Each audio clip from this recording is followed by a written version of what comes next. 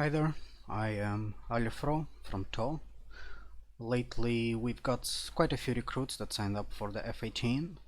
So since the radar topic is mostly theoretical and it can be done without practice coming later. So instead of teaching every one of them individually, I've decided to make like a bigger lecture internally about the radar and deliver it to all of them at once. So this is a recording of the lecture that I gave today, and I've decided there is no harm in uploading it and sharing with the public, since it doesn't contain anything special. So yeah, for the rest of the video I'll be covering the basics and a few details here and there of the radar system itself, IFF and Datalink for the F-18, and a couple of tips how to use them in some particular cases.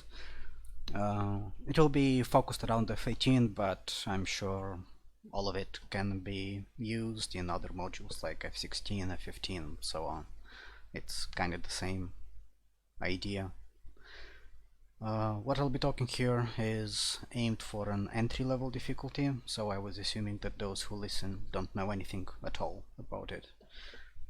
My public speaking skills aren't that great, but I think I've managed to deliver a vast amount of information in quite a short time. Enjoy!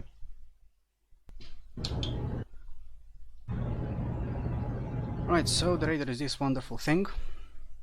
In F-18, first to enable it, we need to make sure we select at least one weapon or just go to the air-to-air mode. Otherwise, I don't know if it's a bug or not, but otherwise it will not catch up anything.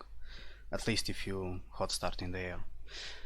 Right, we have a couple of controls here. The first one we need is the right top corner. This shows our zoom level, so how far it's displayed on the radar. Note that it actually sees things much further. It's just where it's kept on the display. So this being 40. So yeah, on the vertical we see the distance from ourselves. We are here at the bottom. It's actually the whole bottom line. And if 40 is the top, then middle would be 20 miles, 30 miles, 10 miles. We can zoom in and out with these buttons. I highly recommend you bind these keys to your HOTAS, so you don't need to actually click on stuff to zoom in and out. So it's more like Flaming Cliffs level. So yeah, 80 miles, that means 40 miles, 60, 20 and 0. The shape of the display is rectangle, but in reality it is so many tabs. It's more like a triangle, so it's a cone of vision. So somebody is hot miking. I think that's Zil. Yeah. Sorry, it's not me. Zil. Yeah, it's you. It's you. You muted the wrong thing. Yeah. Yeah, so although it's shaped like a square, it's actually like this. So the lines, the vertical lines, these lines would go like this. So basically the further we are from the bottom, the more wide is our area. So as the enemy, the units come closer to us, the more they will be spread out. Because, well, 5 miles distance here will be just a small percentage of the width, and 5 miles here will be like half of the width of the cross-section of the cone. We have a representation of how the radar works, how it looks. It's somewhere here, resources, and this thing. It's made for the F-15, but the concepts are all the same. It's just much simpler. Okay, let it load. Alright, can you guys still see my screen with this stuff? Is it not lagging or anything? Yep. Alright, so yeah, as you see, it's basically the same. So 4 bars, vertical and horizontal. And this would be the vertical ones, and this would be the horizontal ones. So as I said, the movement that it's far away is more pronounced, and well, there's more movement to it.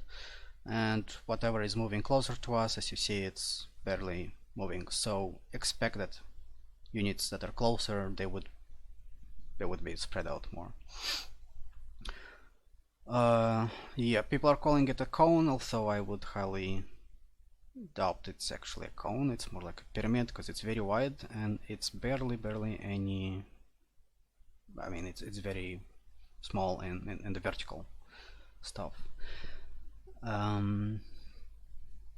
Yeah, the way the radar is scanning, if we look from the perspective of the pilot, so it has that cone assigned, but it can only scan only one direction at a time. It has like a physical antenna in the front of the nose, and it scans in a pattern like this. So it goes into one way, bit up, left, bit up, right until the maximum, and so on. I think this is called a B pattern scan, something like that. Bars pattern, I think. What? Like a bar pattern, I think, right? Yeah, bar. Yeah, B. So yeah. In DCS, you can select how wide will be the scan. So 20 degrees, 40 degrees, 60, 80, and 140. Take note that this is the total degrees left and right. It's not just left or just right. I think in F-16 it's actually showing just in one direction. So if it says 30, it's actually 60, I think. If somebody can confirm. Yes, that Yes. is correct. Cool. Because at first I was concerned like it showed only 60 degrees at most, and I was afraid the whole radar scans only 60 degrees. So yeah. So yeah, with this control we select how wide it will scan, like this, how wide. And we also can select the number of bars it will scan on the horizontal axis. We do that with this control. So currently it's set to 2 bars. So we can see, yeah, this vertical line shows where it scans currently on the horizontal plane, and this small arrow shows where it's currently scanning on the vertical plane. So yeah, 2 bars and currently scanning first bar, second bar, first bar, second bar. We can toggle through 1, 2, 4, and 6. It's exactly the same with the F-16, just the controls are somewhere here on the left, both for the bars and the width. So yeah, we can now see that it goes 1 on 1, just 6 bars from top to bottom. As a pilot, you always should be thinking of the balance, how wide and how high you scan, because if we just set it to the maximum, it will take a very long time to scan the whole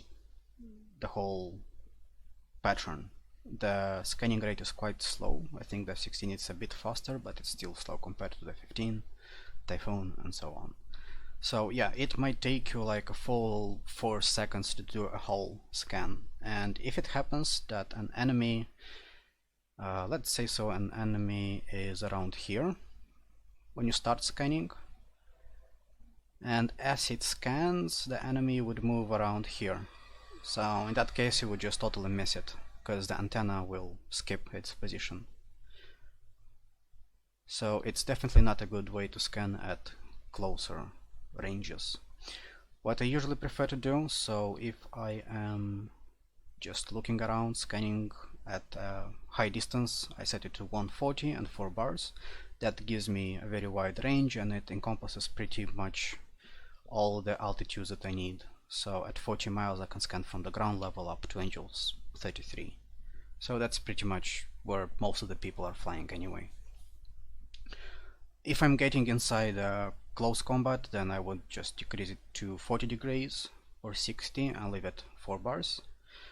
The thing is that when you're in close combat, you would know where the enemy is coming from anyway, from the radar warning receiver or where the missiles are coming from. So you don't need to look that wide left and right. You know where it's coming, so then you know in which direction to point your nose and your radar. You still need the high bars, because from the radar warning receiver you don't know how high is he, so we need to see more on the vertical plane to more easily find the targets. Yeah, so again, this switches the width, this switches the bars, this switches the zoom level. And what's interesting is that we also have this set button, and it memorizes the controls, I mean the whole setup for your currently selected weapons. So a long time ago I used to do it like this. So for AMRAAMs I would set up it for 60 degrees, 4 bars, zoom 40, and for aim 7s, even if I don't have any aim 7s. I kinda set up it like a long range vertical scan, so I would do like 6 bars, just 20 degrees, and zoom to 20.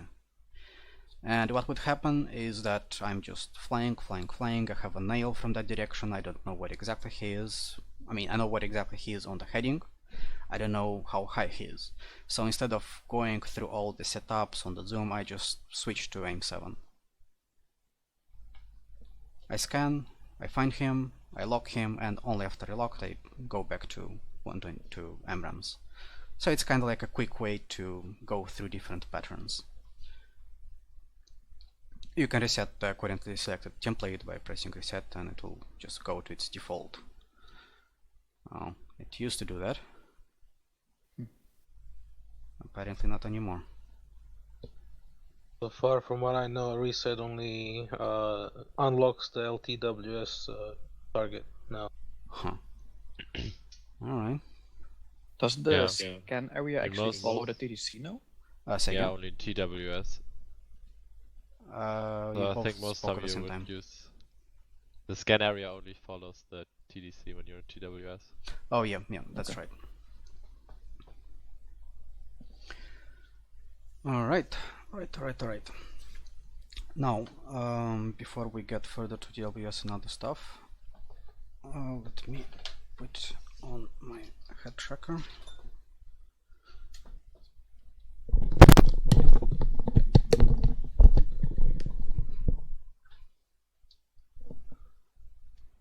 Alright. I think a question I had left was when these AI they'll go below, they'll hug the deck, and I have them dead ahead, but I can't lock them up. When I go with a 4-bar and like a less aggressive sweep, like a low sweep, could that possibly come up? And would that be at medium interleave, or would that be medium PRF on the left side there? Because I heard medium can pick up things shorter, but it's more, I guess it can more define, I guess. It can get through clutter, where higher does not. Yeah. I heard something about that. Yeah, medium generally, yeah. So there are a couple of modes. It's interleaved, so it goes through medium and high. You can set it to medium, you can set it to high. So the high one, it's for detecting targets at a longer range, but they must be coming towards us. And in turn, it is worse at detecting any kind of targets that are flying away from us. So basically, it focuses on targets that are coming towards us. Medium PRF, it's best at detecting targets at closer ranges, and it kinda ignores the hot or cold aspect, so it's better just at close range. It should be better at filtering out ground clutter, but I'm not sure if that's implemented in DCS the right way. Might not be true, at least I didn't notice any difference when I was flying the F-18. I think the notch gate is the same. Yeah. Okay. Just Does wondered. the medium PRF and high matter when you have him on SDT lock? Yeah, it matters. But the thing is, in the F-18 radar is just so good that the interleaved one works perfectly fine. The thing is, with interleaved, it was not true for the F-15 here in DCS, is that so the scanning pattern, although it's drawing not my best skill. Alright, so the thing is, the cone, although it's scanning currently here, the antenna, the cone, I mean the whole emission that it goes, it's slightly wider, so like this. So whenever the radar scans at the next bar, yeah, what I'm trying to say is that the scanning volumes, they intersect for the F-18. Lap. Yeah, overlap. So it scans this on high, it scans that on medium. So in the end, you'll have the whole area scanned both in high and medium. So for the F-18 it works great. For Flaming Cliffs it worked terrible. But for F-18, generally I almost never go to a specific high, medium PRF. I always keep it interleaved. Okay. I guess the only time when I was going to high specifically is when I knew there were targets very, very far away, like 100 miles, 120 miles, and I was sure there was nobody close. Like when just entering a Satal match. So you know for sure there's nobody close, nobody can creep up on you, nobody can fly stealthy around you. But yeah, overall I recommend to staying in interleaved. If you guys are interested in any numbers, fighter size aircraft like Su-27 and stuff like that on the F-14 and F-18, from my testing, F-14 can get a lock about 100 miles away. F-18 they show up about 80 miles away, and you can get a lock somewhat there too. So it's, you know, just to give some numbers out there. Yeah, I think it's to Lev's point, it's the ones that are kind of sneaky around me, close in, that I'm not able to lock up. So, you know, trying to get some better tips on how to get those acquired for me is big. So I've already seen some things here that I'm going to try. So Yep. I think you're. Yeah, what? No, nothing. Your plane looked stalling for a second. Okay. Yeah, somebody mentioned and I put into burner. I clicked it. push it up. Yeah. Alright, next one is not really about radar, it's just a quick tip. So whenever you're flying, usually we fly high, because well, the higher we are, the more speed we can get, and the more speed will be inherited to our missiles. And thicker is the air, so the missiles will lose less speed when traveling far. So people generally tend to fly high. I don't know, Angels 8, 10, 15, 20.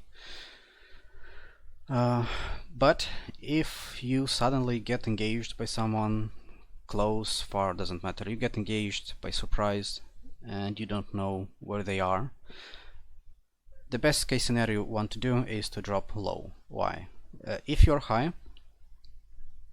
so there's air below you, on top of you, you have two problems. One, you need to scan for the enemy, and two, you can be engaged from some direction. If you're high, you need to scan this whole area, which you can maximum put your radar up and down. So the radar having just about 10 degrees, maybe 15 degrees of scanning, you would need to, okay, let's first scan this one. You spend like 3 seconds scanning this one, maybe don't find anyone else, then you go like a tier below, you scan this one, you don't find anyone, and so on, so on. You do that below. Yeah, you do that below the horizon, then you should do that like above the horizon. And the enemy can be anywhere. He can be close, he can be far, he can be right beneath you, he can be right on top of you. So there's a lot of space you need to scan, a lot of space he can come from. And same with missiles. If you drop down to the deck, you definitely cut your problems in half. Yeah, you're still vulnerable from attacks from above you, but there's definitely not gonna come anything from below you. So you cut in half the region that you need to scan. Plus the small hills will kind of help you terrain mask. On top of that, most of the enemies that are actively engaging or are just came out of the fight and they want to sneak around, they will definitely be on the ground with you. So if you are on the ground, the enemy is most likely also on the ground, and if you just scan to the horizon, then you increase your chances of finding the enemy from like 5% when you were high and don't know what to do, to about maybe 60% when you are down below. The best thing to do it is you need to put your... Oh, I forgot to mention this. Yes, the most important part. These two numbers. They indicate at the current distance of the TD being this cursor, so I can move it up and down, left and right, they indicate that at the distance of the cursor, currently 80 miles, because I'm scanning at what, 60, we are scanning below the altitudes of negative 15,000 feet and 50,000 feet. If I zoom in, currently I'm scanning at 20 miles, I see everything below 4,000 and 20,000. Obviously, as I move it closer, the range gets smaller because the cross-section of the cone is smaller as we get closer, and as I move it further, it gets bigger. Now, what did I want to say with this? Oh yeah. The best way to scan at the horizon. So you are flying, let's say, at 4,000 feet, so you're here, the ground is at 3.5, let's say.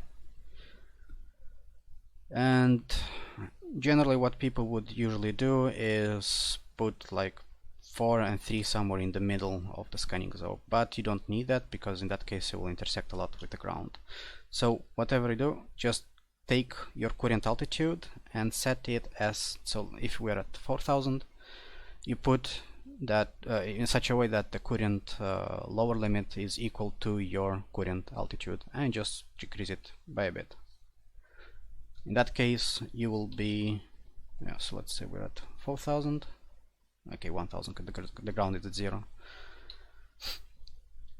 If we leave it centered, yeah, there's a lot of intersection with the ground and it's all wasted. So we put the lower limit equal to our own altitude, minus just 1 mile. So yeah, we have barely any intersection with the ground, but we're scanning as much as we can above the horizon.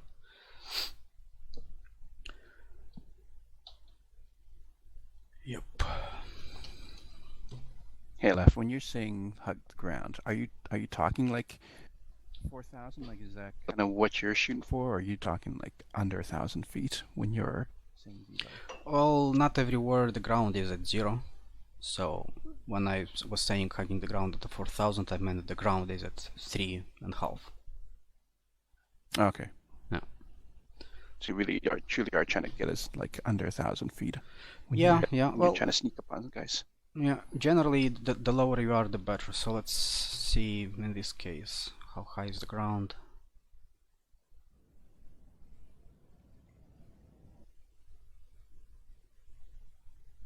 Yeah, but I think also, how would you say it? The sphere, horizon line, I guess, of the Earth is modeled in DCS. The radar cannot reach as far if you're really low too. Yeah, but in the current scenario, we're concerned only about targets that are close and you have no idea where they are. So if they're far away, we can see them because of the air curvature. It's only good. But yeah, they launch at us, we need to defend and find them quickly. So yeah, currently we are like 500 feet, so we would set up the lower altitude to be like 0 or something. And because we're scanning to level straight ahead, it doesn't matter at what range we're setting the TD, because yeah, it's just parallel to the ground. So the difference is not much. So yeah, you get down, you fly, you put your nose into the direction where the spikes or missile launch was coming the last time, and you just start scanning. And as I did before, I moved to aim 7 so that I can scan very narrowly in the direction of the spike and as high as I can. A couple of seconds here, I give it time to make like 1 or 2 full pattern scans and move it up a notch. So if currently I'm scanning like between 0 and 15 degrees, I know this is not degrees, I'm just saying, then we would want to scan between 15 and 30 degrees. So all we do, we just swap around the numbers so that the current maximum is our next minimum. So it was 13 on top. Now it's 13 on below. So yeah, our scanning zones are stacked. So yeah, pretty good tip. Thanks. yeah, so if we're scanning like this before, then obviously we don't want to have an intersection here, so we just swap it out like this. It kind of addresses me not being able to pick up some of these guys. I know where they are, but it's just picking them up and they're low, so I will adjust tactics. Yeah. Now about the radar, how it sees, and I'll sidetrack myself about the notching. So yeah, most of you know what's notching, but I'm just gonna say it anyway.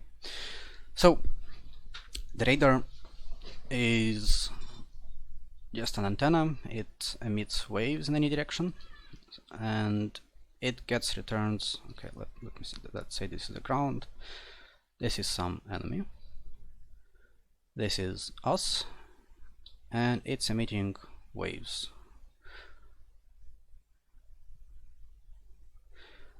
These waves obviously will be reflected off from the ground and from the targets that it counters, basically off from everything. So if it gets any reflection, that means there is something there.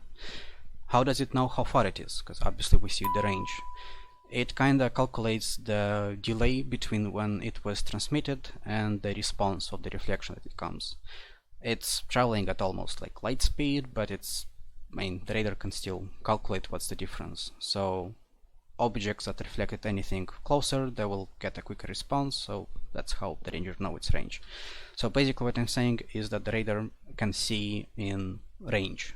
It has like 3D view, knows how far are the objects that are being reflected. The second way that the radar sees is the closure rate. So let's talk a bit the Doppler effect. Doppler effect, well, we have it in everyday life, every day. So when a car like drives near us and maybe has a siren on, as it's coming closer to us, the pitch of the sound gets increased, and as it passes by and starts going away from us, the pitch gets decreased. So let's say this is the source of a sound, a source of the wave. Sound doesn't matter, radar, sound. So it emits waves at, let's say, this interval, right? So there's a constant interval between the waves. If the source is moving, so the first will be like this. Now the source is here, the old wave is still, okay, draw it too far. Yeah, the first wave still traveled here, the source is here. Now it emits a new set of waves. In the next frame, the source will be here. This first wave will expand like here. The second one would be, god damn it, that's my phone.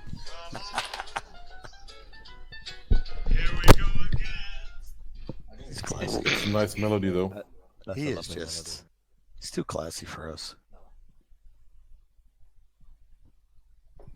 Are you sure? He's on the screen right now. I'm back.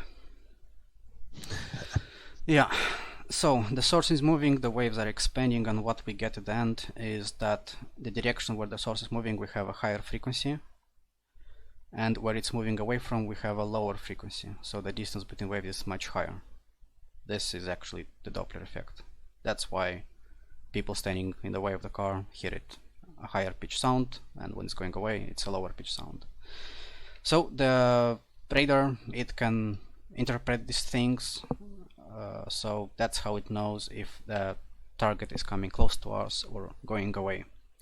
Back in the old days, in the Cold War probably, or before that, basically F-5s, MiG-21s, the radar did not use this. So in MiG-21s, when you're pointing the nose at the ground, the whole display was full of returns. You could see the ground. So in those days, you would need to actually fly below the target and point your radar up, and in that case, you'll see only the target. That is the look down, shoot down capability, right? Look up. That was missing back in the days. Ah, yeah, that was missing. No, yeah. Yeah. Because the sky doesn't reflect anything, so the waves would just go up, and the target would, well, be like a contrast, a single point of reflection in the sea of nothing. Now with modern aircrafts, yeah, they have this implemented, and the way they filter out ground is that,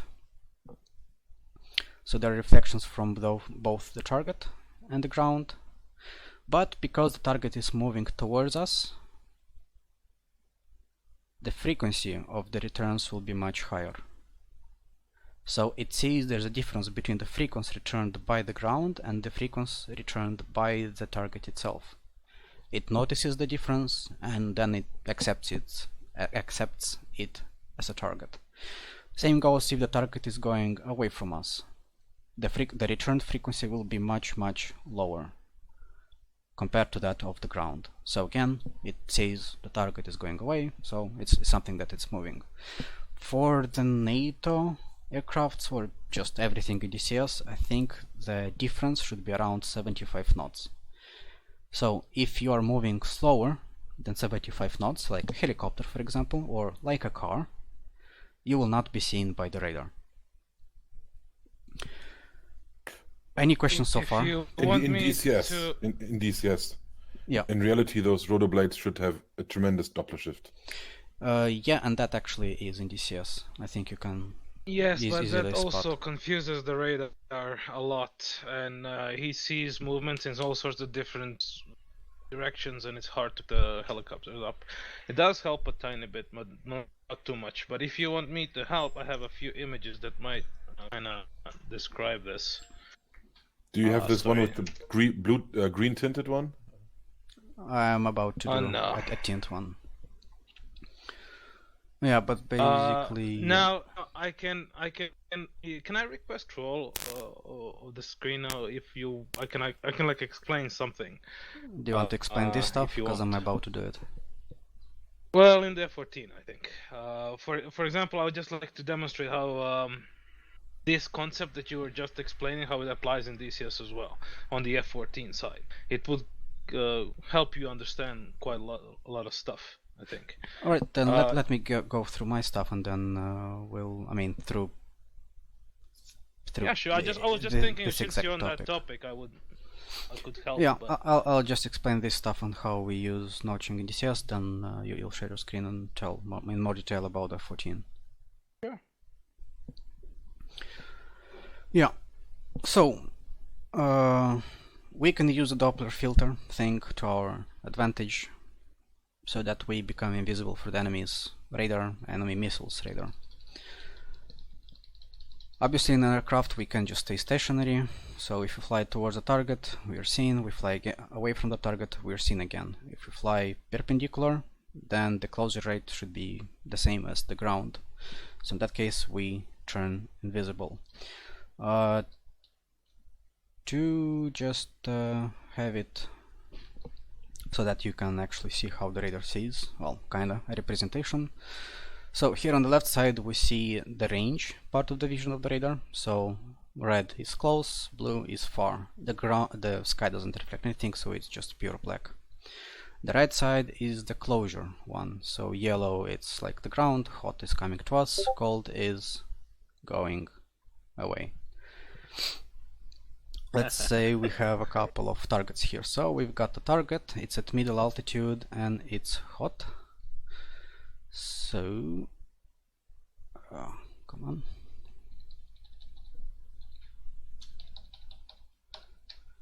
Yeah, middle altitude, so it's kinda closer to us because of.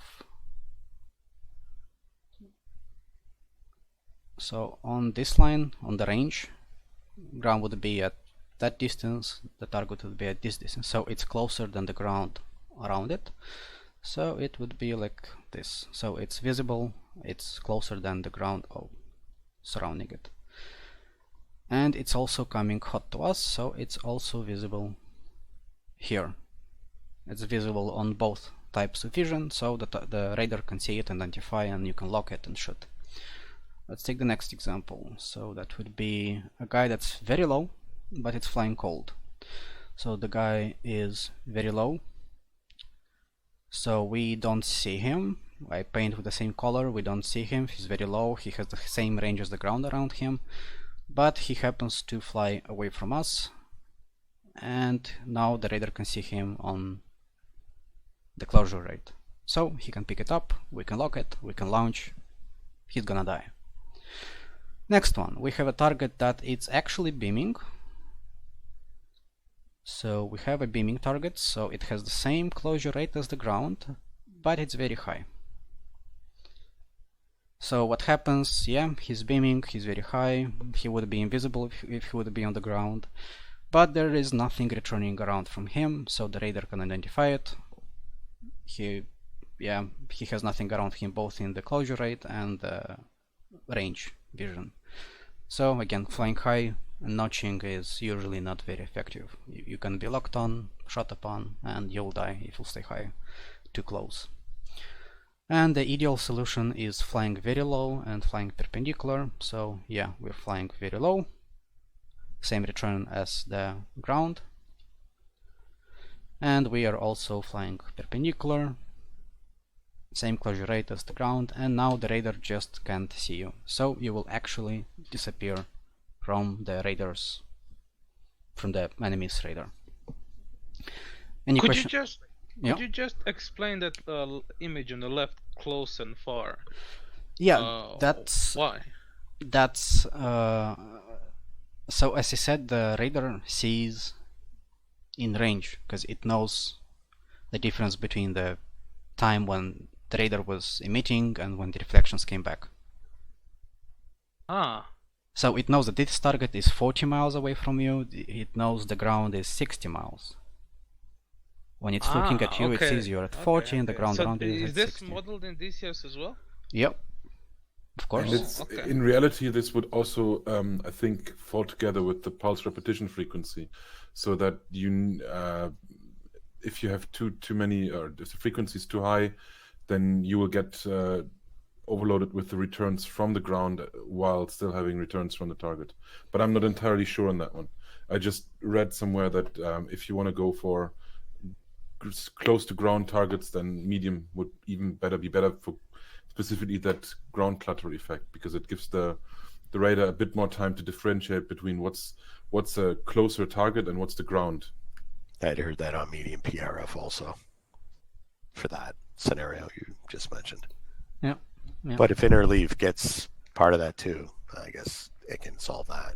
Yeah, I read for the F-16 radar specifically that it would automatically decide depending on the azimuth. Like if it's looking down towards the ground, it would basically change the frequency to make it as good as it can get. To optimize. I heard I think Red Core was saying, and I really trust Red Core. I think he says F-16 is just medium PRF. Okay, I don't think so, but it's okay. I don't think so either. Well, then again, all right. that's It cool. can Your detect targets radar with is 60 locking miles. molecules in the air, isn't it? So. Yeah. I've had that happen as well in DCS. No, I think there's a difference between look up and look down ranges. You can detect cold targets in DCS as well. Mhm. Something like that. But I it's not really- really impacts when you're fighting, because it's like 20 miles and then 25 miles, but you won't be shooting at cold targets at that range anyway, so it doesn't really matter. I've really never seen it displayed like that. I've seen static images, but this is the coolest way I've ever seen it demonstrated. Aleph, really thank you. Yeah. That's good. My pleasure. One small question would be, and I don't know how. I think DCS just does it with the probability, but in the case of that very like altitude high flanking or beaming target, if that would dump out chaff, then those would theoretically create kind of like a cloud around it that would help in that situation. But I think in DCS it's just a static probability, right? Yeah, in DCS it's everything based on probability, and the closer the enemies are to your radar, the lower chance of something going wrong. The higher it is, the more chance something will go wrong. I mean, in DCS, if you're flying like at 60 miles away, maybe 50, 40, if you're flying like 10,000 feet above the ground and you're beaming, you can still be notching. So it's kind of loosely implemented, but it still applies to these laws. And yeah, about chaff, when you drop chaff, it just clutters someplace with both high, low, and the radar just doesn't understand what to do with it, and it's just a big mess, both on the vision and on the... Here's some examples on the Discord, on TeamSpeak chat. Yeah, so when it's cluttered like that and the aircraft is pretty small, it can just get outside of this cloud pretty easily, unobserved, while the missile is still pointing towards the the cloud. One thing though, chuffing does not work for aircrafts in DCS. It does work only for missiles. So I guess you can't chuff an aircraft. Oh, you cannot drop a lock due to chaff. Yeah. Yeah, so kind of like this. Right, somebody wanted to share their screen and see something about the F-14. Yeah, how would that be the best way about doing things? I Can I just take control over your screen and do it over yours, or like do I just share it on the same link? guess I'll stop sharing and you start sharing. Who's in TeamViewer, keep watching my screen. I mean, But is this everything? I don't want to break you up. No, it's not everything. Go ahead. Oh, then feel free to finish it up, and later on, if someone wants to, they can stay. All right. Okay. But good point for me. I will write down chaffing before you have a missile launch is a waste of chaff. Oh, definitely. Yeah. Okay, good point to take. This is actually something. This is actually something that from even talking to real pilots, I heard differently. When especially with SAMs, they would preemptively do that, and it doesn't make any sense in DCS. Then okay. Yeah. One thing that I noticed, it's not about radar, but flaring preemptively helps in DCS. A lot, yeah. Yeah, it does help. But that's only for flaring. Also another thing in DCS, chuffing even with a missile while you're hot or cold almost doesn't work. So you need to be chuffing when you are already inside the notch. If you do it before or after the notch, is again just a waste. You can get away if you're really lucky, but that happens like one time in a century. As stupid as flaring while you're an afterburner. Yeah, exactly. Alf, can I ask a silly question? There are no silly questions. Go ahead. Okay, now under this scenario, if I was notching and I wanted to turn into a hot target, when I turn into him, if I drop some chaff behind me, would that muck his radar for locking on me? That's how it works for the missiles, but not for aircraft in DCS. Again, in DCS, aircrafts are unaffected by chaffs. Yeah, so if, For for the example, aircraft, if the right. missile was Mad Dog, like an AMRAAM going at you, it might help, but if it's like an aircraft locking you up, no? Yeah, correct. So the missiles will be defeated, the aircraft will still have a lock on you. And that is Actually- and that's both for players and airplanes, right? I don't know about AIs, I didn't fight against AIs for like 3 years. But actually, once you turn out, the chaff becomes useless anyway, right? Because the radar will just filter it out. Well, I was thinking it would be background as soon as you turned in hot, and it be like hitting ground because it's a non-moving target. Oh, well, again, in DCS it's very simplified, so in DCS the chaffs and flares take effect only at the very instant when it was released. It doesn't just stay as background. So when the chaff is released, it has like a chance. The chance is calculated by aspects, range, all of that. But when it's released, it has a chance to trick the missile, and after that, it's just visual. I mean, it's just particles in the air. Even the visuals weren't good until now. Yeah. Aleph, I gotta go. I'll look for the recording. Very good stuff, and appreciate it. Yeah, Appreciate sure. your time. Thanks, guys. Yeah. Still checking out. So, Bye-bye. User disconnected from your channel. alrighty. Any questions before I get next? All right. You Okay. want to start from the beginning because I missed the beginning. No, I'm just kidding. All right. We're halfway through. We're halfway there. Oh. Yeah, but this time it's gonna be more stuff in DCS and less drawing. All right. Well, you So- can't explain one without the other, really. Yeah.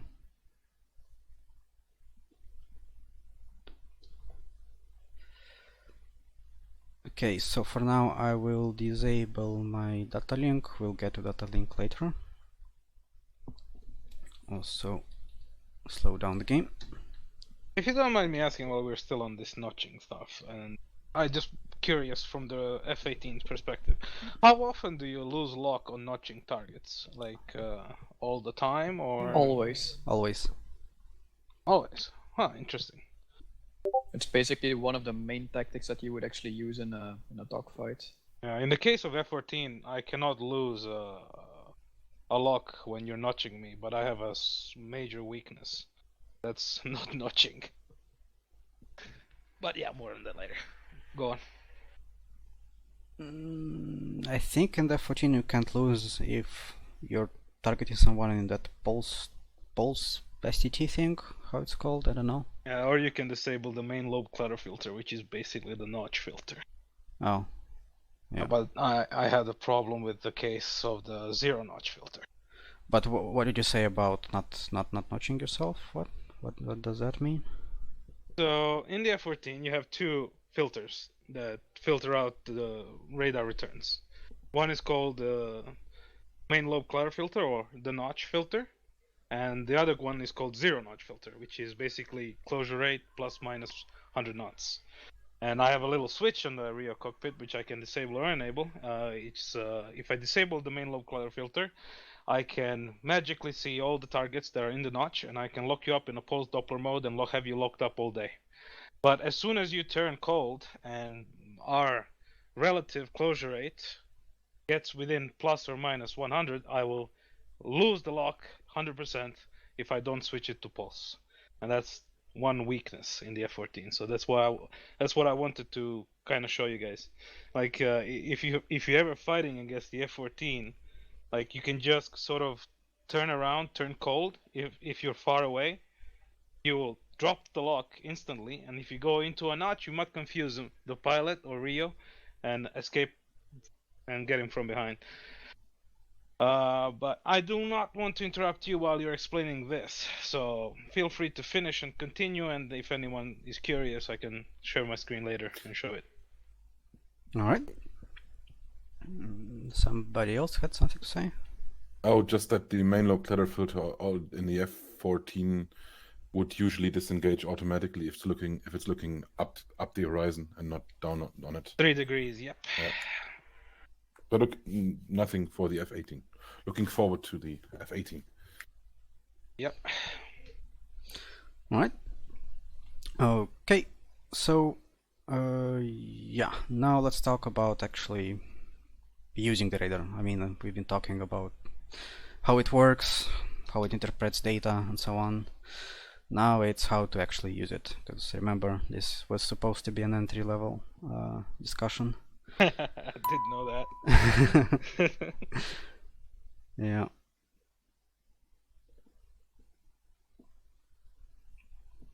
Right. So, as Frosty mentioned before, we do not.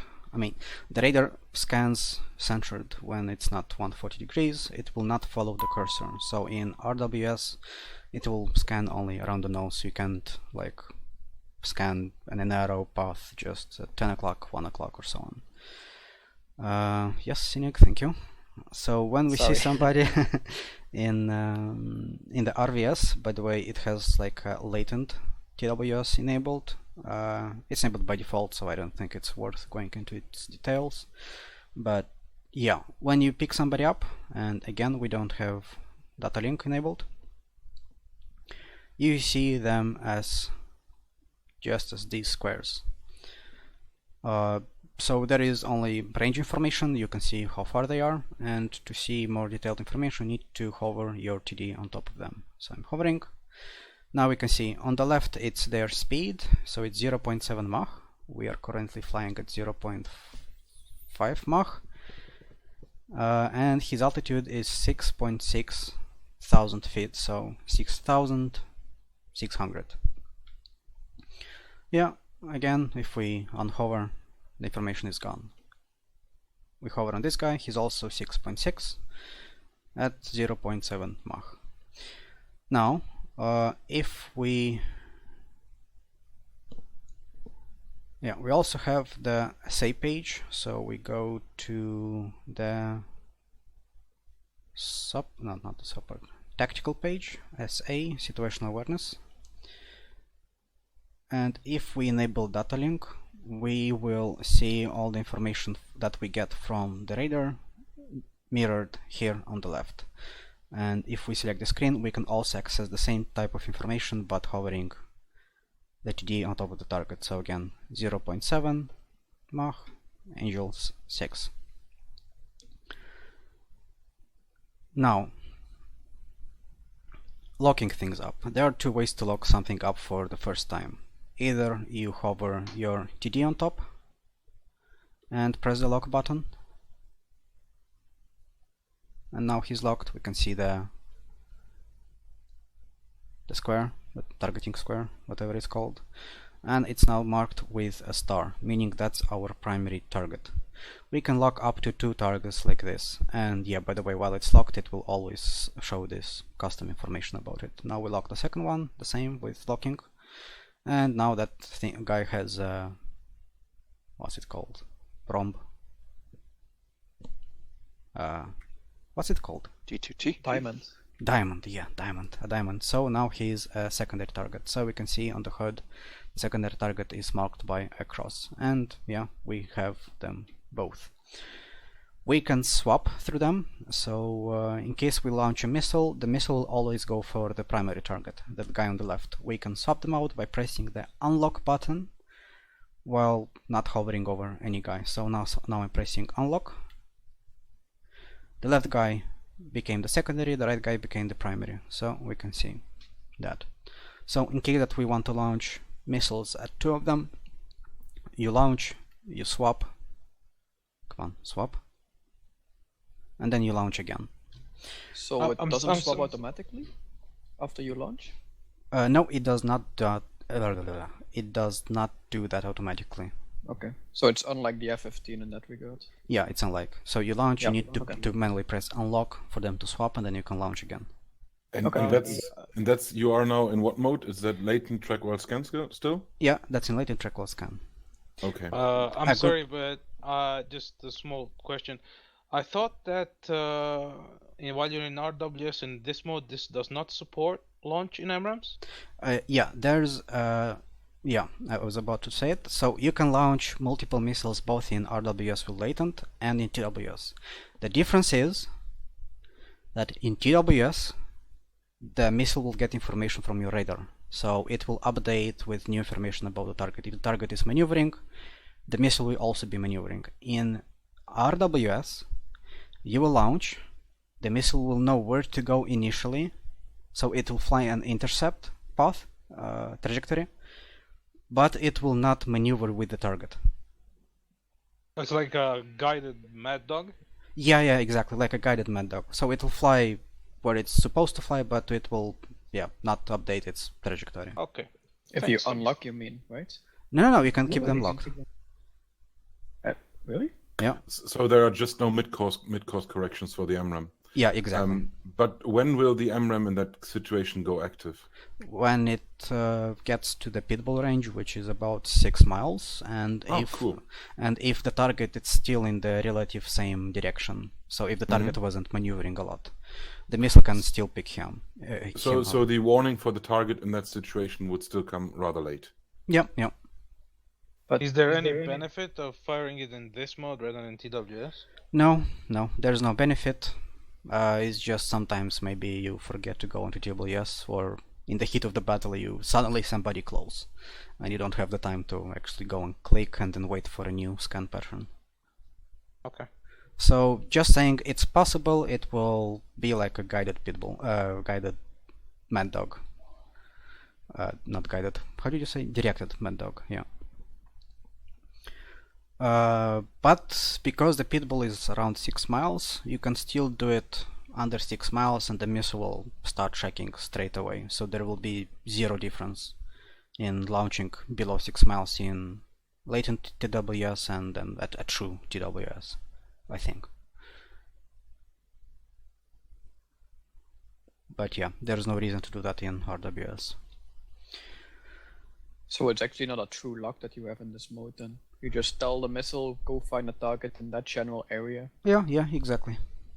Okay. Yeah, and again, if the target is already very close, like 5 miles, the missile will instantly lock onto the target as soon as it leaves your rail. So in the pit bull analogy, what you are doing is basically you're driving your pit bull towards the mailman's house, putting him in his garden, and say, "Bite him." Yeah. Yeah. Yep. Now. Well, let me actually show it. How far are they? They're about 30 miles. So let me launch. Launch at 1. Launch at 2nd. The targets are still maneuvering. AMRAAMs are not lofting, I presume? Well, one is lofting. Yeah, they're lofting. Oh, they're lofting in this mode, okay.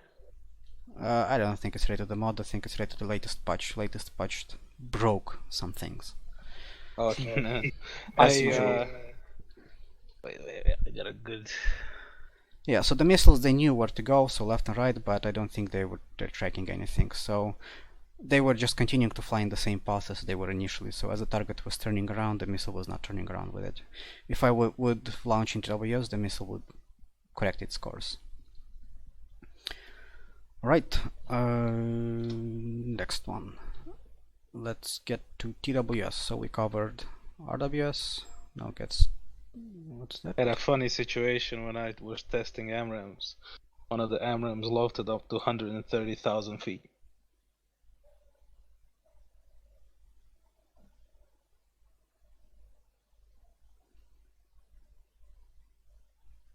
Is this in the... Oh yeah. Yeah, that's the latest patch. Yeah. So there's no use actually launching them if they're like not within max range. Well, there was never any use for launching them max range, at least in the PvP type of But gameplay. now they actually hit stuff at like 30 miles. No? Yeah. 40 miles, 38 miles I think that was the hit. And he wouldn't even get a warning, so it's... Yeah. That was under optimal conditions though. No. Yeah. But I mean, you wouldn't expect a missile and you wouldn't get a warning, but still get hit, so... No. Yeah. I forgot to mention one thing about the radar, then we'll go to the TWS. Well, the same is true for the TWS anyway. So we have somebody, as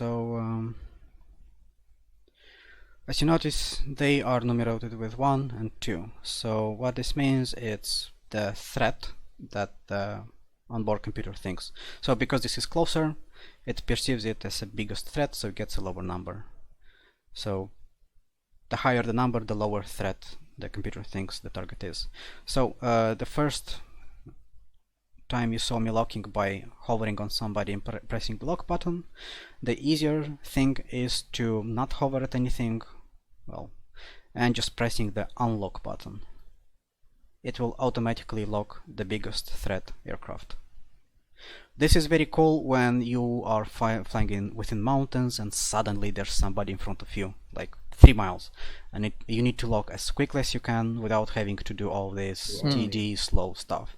You see somebody, straight up unlock, missile launch, you go to dodge, so you can lock somebody and shoot in like... That sounds really useful. Yeah, in a half a second. That's why I love the F-18 in these modes. So yeah, we now have somebody locked, and if we press the unlock button, it will just keep cycling through the units. If you would have 4 units, it will be 1, 2, 3, 4. So it's not just swapping them, but it's actually cycling through all of them until it returns to the first one. If I have... Sorry, you said that it's the undesignate button that you're using? Yeah, undesignate. Anything? All right. Okay, gotcha. Thanks. Didn't know that one. Yeah, my friend was screaming at me once in the Discord saying, "How do I unlock targets with an F-18?" I'm like, "What do you mean?" "The target is always locked. I spam unlock, but it never gets unlocked."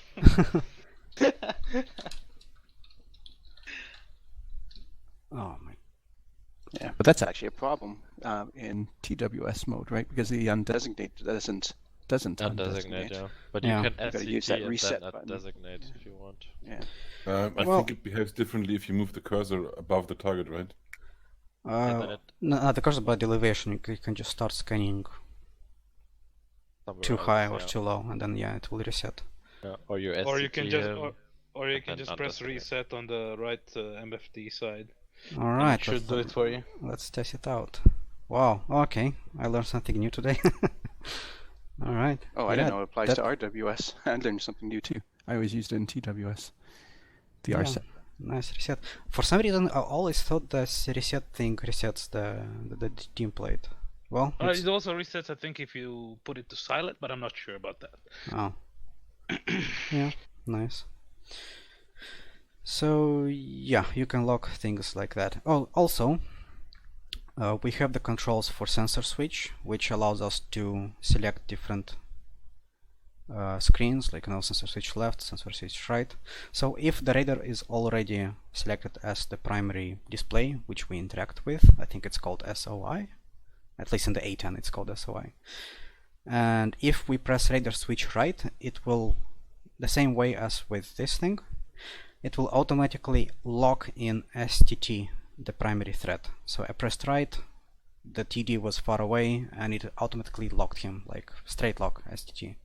You mind testing something for me? I think it locks the first target it sees, if I'm not mistaken. So when the I think that's sweep right is, too, yeah. I think Well, when the sweep is coming from the right, could you do it then? Yeah, Just to test. yeah. Oh, oops. Yeah, I think it's that. Oh no, it's Yep. primary threat. Okay. The thing is that a lot of people used to get into that ACM mode while not seeing anybody. So I'm not seeing anybody. I'm pressing right. It goes to the auto acquisition mode, and he saw that guy first because he was on the right, and the beaming was coming from the right. It's just something I read on the manual, so yeah. Just Yeah. wanted to check. Thanks. Yeah, if it doesn't see anybody, then yeah, the first one it will jump on. If you already have like multiple targets in range, then yeah. Wait, what? No, it did it that time. But why? Ah, so it is. I think you're right. I think it's the first thing that it sweeps and spots, not Unless you have like a primary target. Let's try it again. Yeah, like if you come from the right, it'll Huh. right. If you come from the left, it'll pick up the guy on the left. Sweep from the left, sweep from the right. Oh yeah. Oh yeah. Okay. That's Which is a good real to pain know. in the ass when they're flying really close together and you're trying to. Okay, what about if we Select. already have somebody locked like this? Alright, so in that case, apparently Yeah. if we have a primary target already, it will STT on the... did not know that. That's pretty useful actually. Yeah, That's cool. cool information. Alright. Right, let's get to the TWS.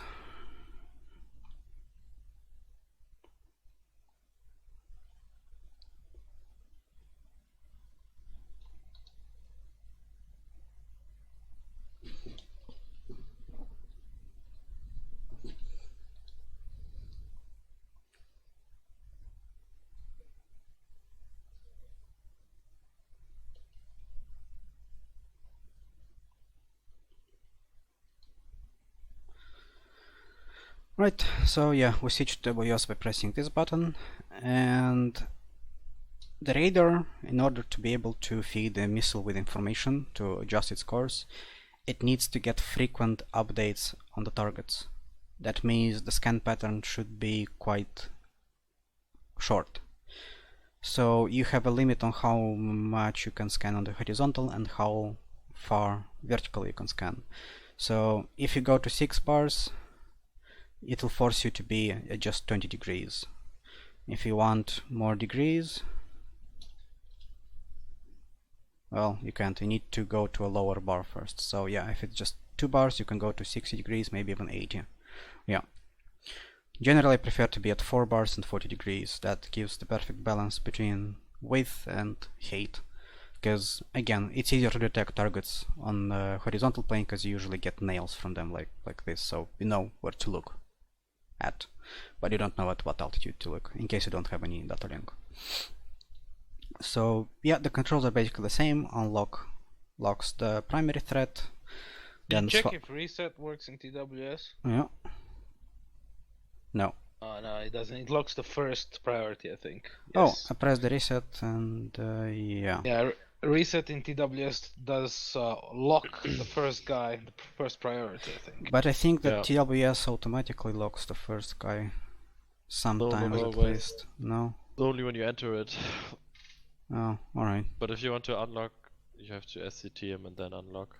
I guess Yeah. that would be useful if you have too many targets and you cycle too far away and you just want to get to the first guy again, and then you press Yeah. reset. Yeah. Yeah. I mean, Suppose. Yeah, so again you can lock a secondary target and you can swap through them with the unlock. Now, One note about this thing that should probably be said is when you do this, when you lock 2 targets, you cannot cycle up to more than those 2 targets. You kind of have to drop the second target if you want to like go through like 6 targets. yeah, If so that makes sense. yeah, so if you lock on the third target, the second target will stop being the second target. Yeah, just 2 targets at once. You can also cycle them not by pressing a lock, but by just pressing a second time on a second target, and now it becomes a primary one, and there is no second target at all. But I don't think anyone ever wants to do this. Another thing is about TWS, now the radar cone is following your TD, so you can be scanning at your 2 o'clock. So I'm moving it right, and now it scans around the TD. We can force it to scan in one particular area, I don't know for what reason, but yeah, if now I press lock, it changed to the bias type of scanning, and the scanning will remain in that direction. I change my TD, it still scans that way. I can still adjust the altitudes manually. Now if I want to scan this part, I press lock and it went that way. To get back to normal scanning, the only way is to just manually press this button. So if you want, you can bind it to your HOTAS again. Now it's back on manual and it will follow the TD. Another cool feature is the auto. So when we've got somebody selected and we press auto, it will try to scan around the primary target. So I move the cursor around and it still scans the primary target. Also, I think it does it the same with the altitudes. So it will elevate for you the radar. So it's much harder to lose the target. Oh, almost impossible. Yeah, almost impossible. Although I did notice that if somebody is flying really close, really high, something glitches out and I lose them. You know, the first time this got released, I remember I was just messing around in the server and I got a lock. I'm like, I'm gonna turn around. I turn 180 and I still turn around with my helmet mounted side. I could see the lock. It didn't drop the lock even though I was 180 degrees behind it. It was like a bug, the super version of the radar. Yeah, my problem with auto is that it will try to scan in the same last area until you force it out of auto. So you'll end up having problems like the following. So you are defending the target, let's say. It's trying to scan on the left, but it's not. It just scans whatever it wants. And as you go left, maybe the target is not anymore in that position, maybe you want to scan on somebody else, and you're stuck with the radar doing its What own happens thing. if you do the TWS down with the cursor right now where it is? What do you mean TWS down? If you press lock on the lock, it will go into bias. So I guess you can kind of alleviate it like that, but it's still annoying. Yeah, it's still annoying. Then so unlock to lock it again, I suppose. No, the only way to go back to normal is to manually press that button. So what I'm trying to say is that auto is cool when it's just one single target and you're not about to engage yet. Because if it's more than that, you won't be able to quickly find those other targets and start focusing on them. And if you start defending, notching, you'll have a hard time getting back and searching for it again or somebody else. So as soon as you start engaging, just go back to manual. Now the problem with manual is that, well, apart from not making your life easy on the horizontal plane, it will also start losing people on the vertical plane. So it's Angel 6. Let me try and climb so that I lose him on the... I'll have to climb a lot.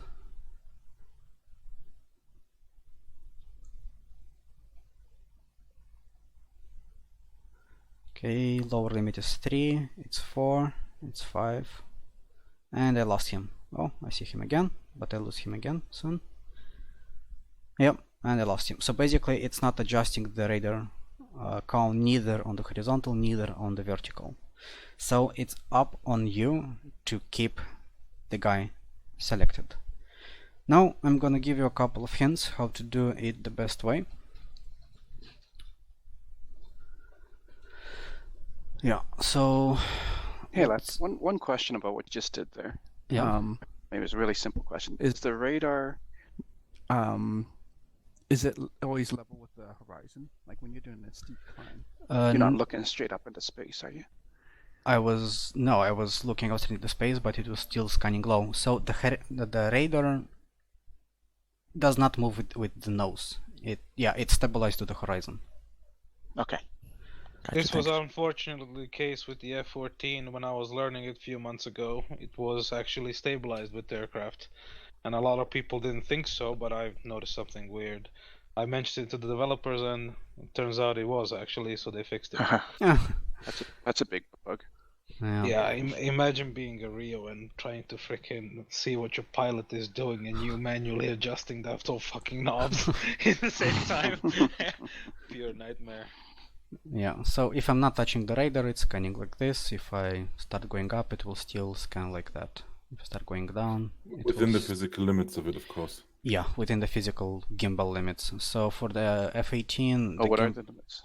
The gimbal limits is I think it's 70 degrees, because we can go to 140 divided by 2, it's 20. So yeah, in all directions by 70 degrees. In real life, it's just a cool meta information. In real life, it's not actually circle, but it's more like octagon, I think it's called. So the physical limit has like a shape. I'm bad at drawing, but you got the idea. It's something like this.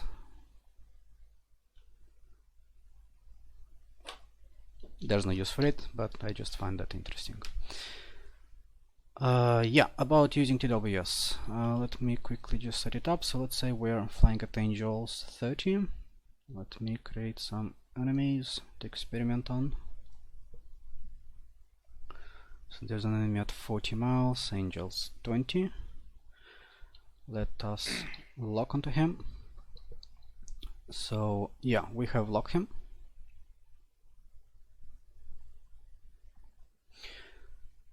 Let us fly higher. And the problem is you should be always updating your cone elevation and width in relation to the target. If you don't do it, if you just lock it once and forget about it as you are closing to the target and this target is closing to you, if you are at different altitudes, sooner or later he'll get outside of your cone and you will lose him. So what you need to do is, once you have locked it up, always adjust the altitudes.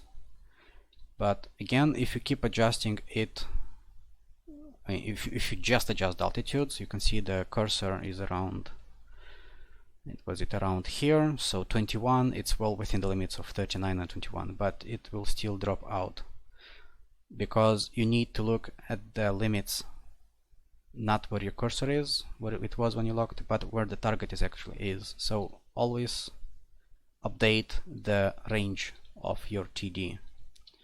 So you lock somebody up, and as it's moving, each second, each half a second it's get closer. That's a perpetual task for you. Update TD position, update elevation.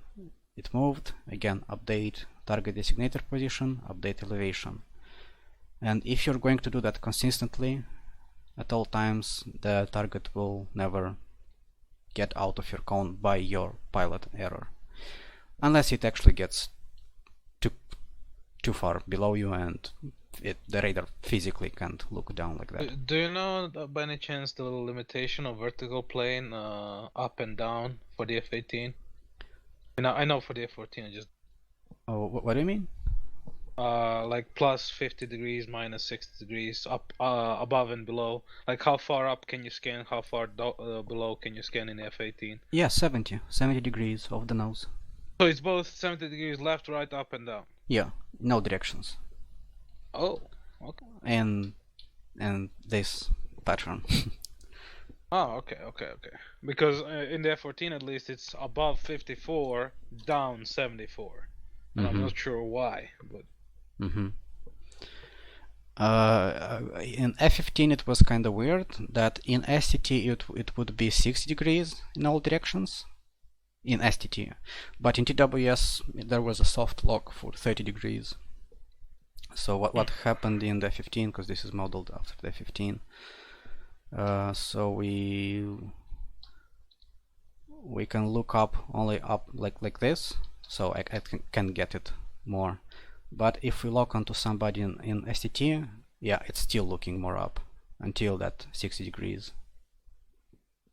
In F-18 that's not modeled, so in F-18 you have the full liberty of going as high as you want and as low as you want. Yeah, so basically the lesson here is that you need to always each second update the range of the TD, then update the altitudes. Now, what happens if you have two targets? If they are quite close together, oops.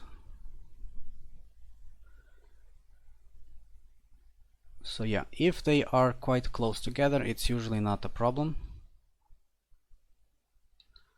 because, well, you just interpret it as one single target, so as one moves the other will move and there's just no problems following them. But if they are at a different altitude, I guess you will have to just pick one on which you want to focus and focus all your mental power on tracking that one. Just pick one that it's a more threat to you or that you want to launch first.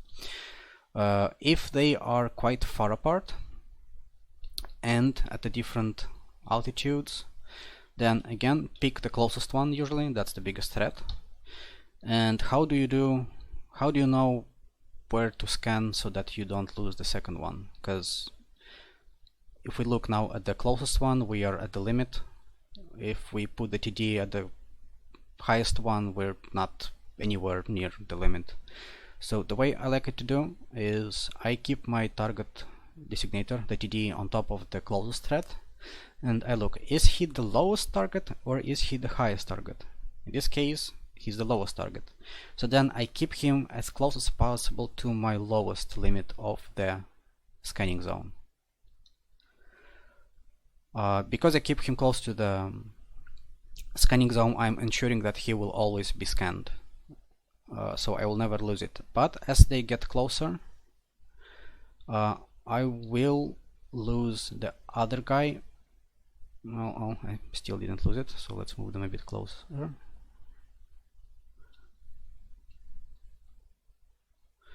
Yeah, so I lost the other guy, but at least I know that's not because of my pilot error. It's only because of, well, the radar physically can look up that high. And because I chose my primary target from some time ago, it's not that big of a problem that I lost him. Yeah, so let's try another example. So we are low, we have two targets. One is like this, one is like that. So again, primary, secondary, this is my primary target, he's the lowest again. I set my limit to this, so he's at the limit, but that guy still has a lot of space to fly around. As they're moving closer,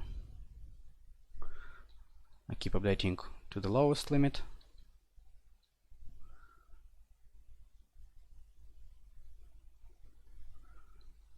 I still keep updating to the lowest limit.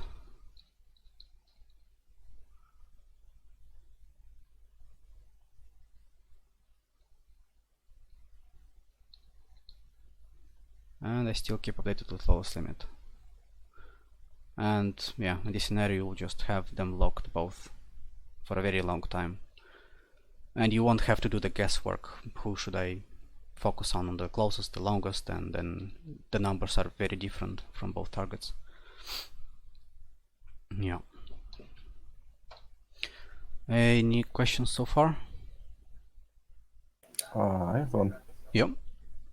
Wouldn't the best position for a strike team be right under the attacking fighter sweep? What do you mean? I'm not sure I got your question.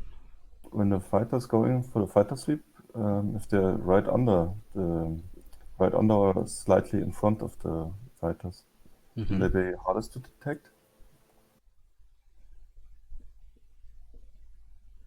If they are lower, they would be harder to detect. Yeah, the strikers are at ground level. Maybe you can make an example where they are, where the second one is lower. Yeah, can somebody make an example? Because I don't understand what's the scenario. You said if the second guy is lower, then you would put the first guy again on the cursor, but you would adjust the upper limit to just barely touch him, and so to keep track of the second guy. Yes, that makes sense. Okay, so we are low or we are high? What are we? Low? Low. Yeah, just keep it low. Yeah, first guy is high or low? High. High. Second guy is low, yeah? Yeah. Yep, so yeah, in that case, the high guy is our primary threat. He is the highest from the two of them, and we keep him in the limit. And as they get closer, yeah, we'll just keep tracking the highest guy. And we'll lose the low guy. But that's fine, because we were focused on him. You do this because if you put it in TWS auto, it will just center in both the first vertical and azimuth, right? So it wouldn't actually sometimes scan the other guy. He could be far away and not be caught. Yeah, that's one reason if you're using auto, but if you're using manual, if you don't touch the radar at all, you'll just lose them. Yeah, yeah. So again, auto is cool when it's just one guy and you're not ready to engage in combat. When you're in manual, lock both, pick a primary target, see if he's the highest or the lowest, and keep him in the highest limit or the lowest limit. I mean, you can also use it like a soft lock to not get him any warning and put your mind in a carefree mode. Just TWS on one guy, shoot and relax. What do you mean soft? I mean TWS is a soft lock. Yeah, but you know, permanent lock. You don't have to think about where to put the antenna. It just tracks him automatically. That's what I mean. Oh. You don't have to care about losing him. Yeah, yeah. I do have a follow-up. Yep. If the guy with the radar now is high and the first target is also high. Yeah. And let's say the second target are strikers. The best position for strikers would not be behind the first target, right? Because then you can scan them together. Well, this is what I asked. The better position for the low target would be right under the other guys. Technically yes, but practically no. If there are strikers and fighters, strikers need to stay at some distance behind so that the fighters can defend them. And then if you're flying against a good team, so if this guy is a good pilot and he's in a good team, he will see both the high and low. At least he will have situational awareness about him from AWACS, Datalink, wingman, bra calls. So usually if you're flying with a wingman, then you will assign either sides or altitude brackets to your wingman, so that the wingman will be on the lookout for low flying targets, and the flight lead would look for the medium to high ranges, so that he wouldn't miss those. Radar merging. No. But like in practice, you would constantly be switching where you scan as well, right? Constantly go from like high to low to high to low. Yeah, and even if you have two guys you never just focus on one. I always tell you in the range of firing, you just constantly switch your cone so that you can keep track of them both. Yeah, definitely. So I have one more question. Uh-huh. This is just, I would like to know how F-18 operates. In the F-14, for example, if you go RWS mode, the target will be picked up with first sweep. So, for example, if the radar sweep goes from left to right and it picks up a radar contact, it will show up on the screen, on the TID screen. If I'm in TWS mode, though, if the radar sweep goes from right to left again and it goes over the contact, he will not show up on the TID page. He needs to hit him like 2 times or something within 2 seconds for him to show up on the TID page. Is it the same case for the F-18 as well? Or when you go into TWS mode, as soon as the first sweep hits, it will show up on the radar? I'm not sure. I know that's the case with F-16 as well in TWS with Yes, 2 the hits. F-16 has scan targets, track targets, system targets, and it Because sort of I think- upgrades itself. Yeah. I think it needs time to build a track file, if that's what TWS is, right? You cannot really get a TWS track from the first hit. But I'm just curious if the F-18 works the same way. I actually don't know. I think For it the- should. But for I the don't think F-16 first hit on the radar, you will see the target. You will see the range and you will see the azimuth. Yeah, but you won't see their vector or velocity. Exactly. You can see the vector? Let's give it a try. Yeah, because it doesn't know where it's moving. Because it doesn't have a It quotient needs on a the second previous. hit or something. Yeah. But is it modeled in DCS? For the I- F-14 and F-16, I believe it is, Yeah. but I'm not certain for the F-18. That's why I asked. Okay. Okay, so let me put them like this, and let's see. Oh, straight away. Yeah, from the first scan Yeah. they appeared. Yeah. So Okay. yeah, it's immediate. Yeah, it's Quite the same on the powerful radar. F-15. It's just not implemented the way it should be, I think. Yeah, I guess. Couldn't you get that information from the Doppler though? Yeah, but you need 2 hits to get that. It's like with different modulation of frequency. For the Doppler you get the closure rate. Now where it's going more to the left, more to the right, more high, more low. Right, good point. Yeah. Okay. Yeah. It's like saying in a big valley and you go you will get the difference.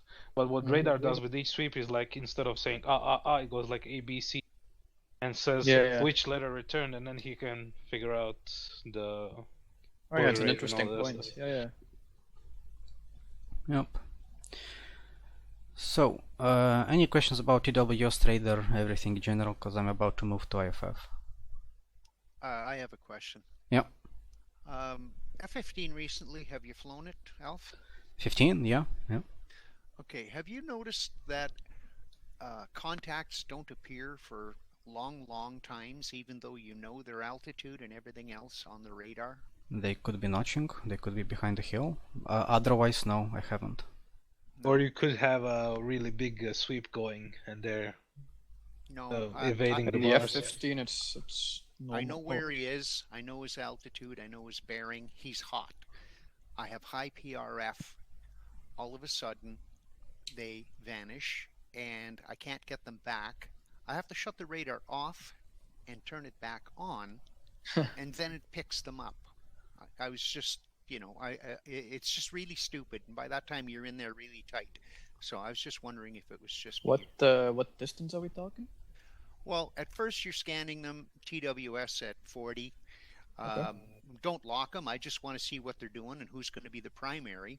Mhm. And then when they come in to about 30, where it's time to figure out things, that's usually when the radar will decide to say Nope.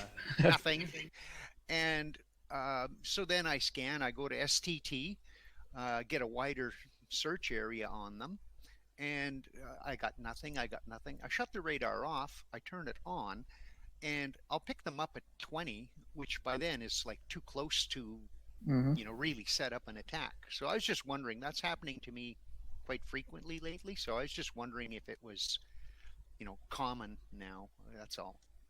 Like, how long does the 15 radar take to pick up a hot target? Instantly. Yeah, normally it should be instant. I know, and that's what it always used to be. Okay, I just okay. There's something weird, I guess. That's all. Okay. The last time I flew the 15 was, I think, a week or two ago, and it was still fine. So most likely, so you're saying that you were seeing them in TWS and then they disappear, don't appear, or it's a new target that you can't find? No, it's the same targets. They just go blank. Like the screen goes blank, and you know, I know that they were. Let's say they were at 5 to 30, and I'm scanning high. I'm looking right at them. They got lots of clearance. They didn't maneuver out of position. And as a matter of fact, when I reacquire them, they're at the same position. They're AI, for crying out loud. Anyhow, it's and you were switching from TWS to RWS STT, or from what to what? From TWS, I stay in TWS. I leave them in TWS because I've got that narrow cone. It updates. It tells me which direction they're flying in. They're not just dots on the screen, so I can pick which one I need. Which one I need to decide which one is the priority. So when they start coming in, I'll say at about 30, I get a blank screen. So at that point, okay, let's go to STT, get a wide angle shot of the picture and just pick the closest box. But it doesn't show up. So at that point, I got to shut the radar off, turn it back on, and it comes back on in STT, and then they show, and I've got hardly any room to maneuver at that point. So there's... So Snow, you were in TWS mode, and then all of a sudden the contacts just dropped without you doing anything at all. That sounds usually like they have dropped out of the altitude bracket. Yeah, that's what I would also think.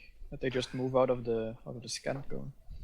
Yeah, but from 40 miles, are you on an manually 80-mile adjusting? scan, you're going from 0 to 60,000 feet at 40 miles. There's no way they can drop out. But if they're right on the edge of your cone, on the edge of your TWS elevation, at 40 miles, I'll go dead on.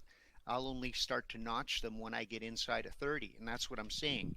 To pick the target I'm going to attack, to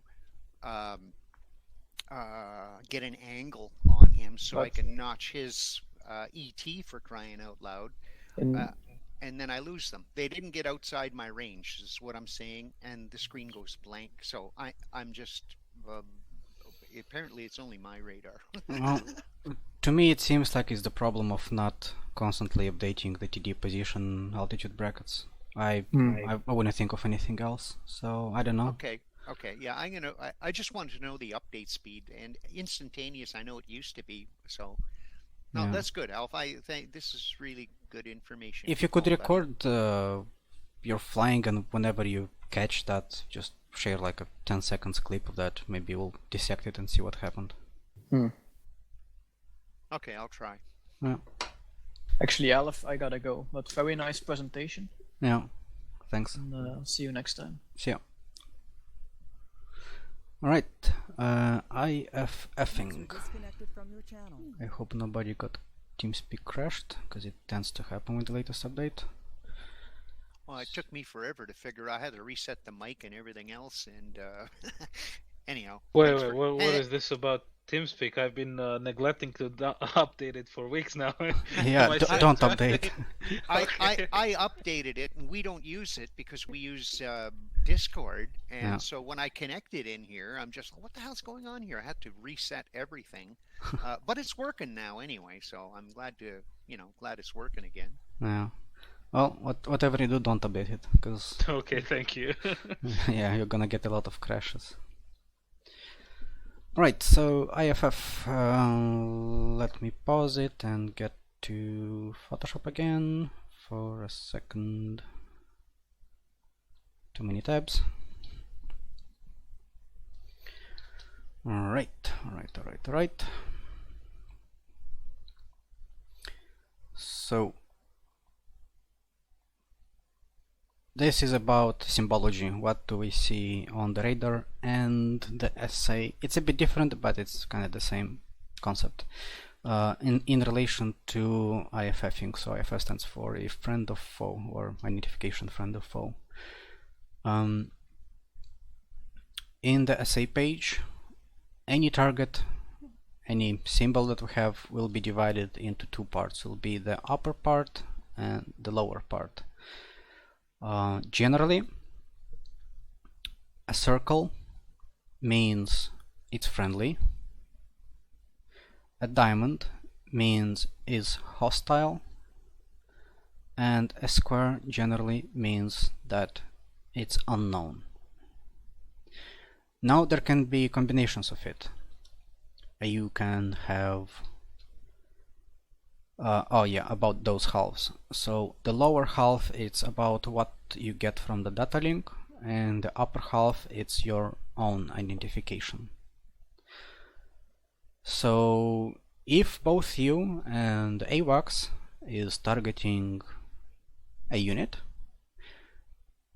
and you haven't identified it yet, it will show your top half as being unknown, but the AWACS will tell you he's an enemy.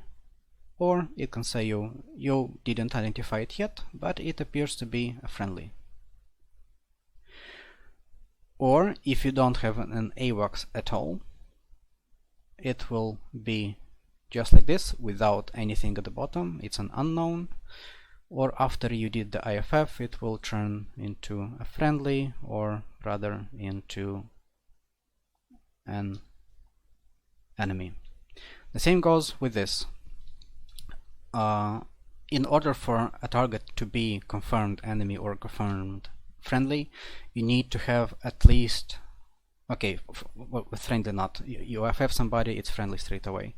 But with enemy, you need 2 confirmations for a target for it to appear as a full enemy. So you need either you to look at it, IFF, and AWACS to see it and to IFF it, or some other wingman of yours.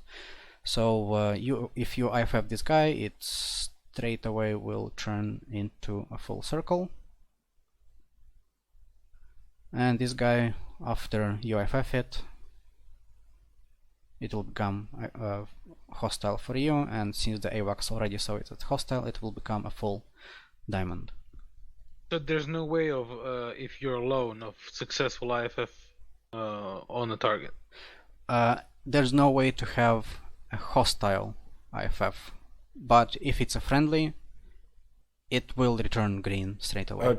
Question, isn't it possible to get a 2-tier confirmation by having the NCTR return hostile? Will give you a hostile airplane as well, and then do the IFF and it immediately shows as hostile for you? I don't think that works. Okay. Is that when the radar scans the nozzle positions and tries to identify the aircraft? Yeah. Uh-huh. What? Say again? What was that about? There's NCTR. a non-cooperative target recognition. It scans either from the front or the back the kind of fan inlets of the engine, and from that it deduces the target type, so it can tell you whether it's MiG-29 or Su-25 or something. And that's usually also a second factor that can go into account for the Hornet's 4i principle hostile recognition, as far as I understood it. What if you have on both coalitions, both F-18s and flankers? Yes, that's where realism strikes. I guess the friendlies break out one fan blade out of every engine, I don't know. But it's DCS, it's magic. Alright. That's a good one. Yeah, I think only works at like, what, 30 miles? Something like that. Yeah. If it's only facing you. Yeah, it needs to be very hot, very cold. Yeah, so I have spawned a couple of enemies around here. I didn't know about the cold one. Let me turn Datalink off so that I don't get any information from my peers. So I have here in pairs 2 pairs of enemy flankers and 1 pair of F-15s. So if I look at it, Alf. Yeah.